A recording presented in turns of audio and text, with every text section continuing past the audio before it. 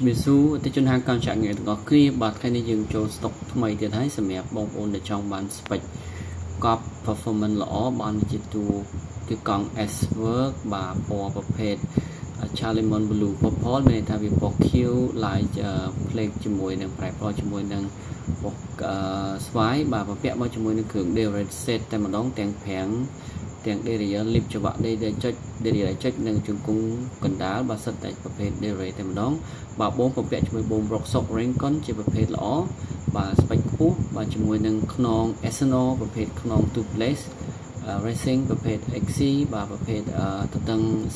32បាទប្រពាក់ជាមួយនឹងក្បាលកម្មពណ៌ស្វាយស្អាតមែនទែនបាទជាមួយសបក Sparby Racing Ray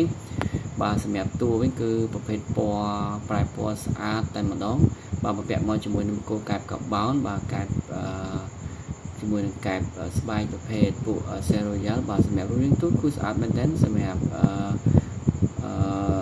រូបរាងរបស់គាត់បានជាគង់ single speed signal delay បាទមាន barcode នៅខាងក្រោមបាទហើយសម្រាប់តួនេះជាតួ Expert តែម្ដងបាទហើយសម្រាប់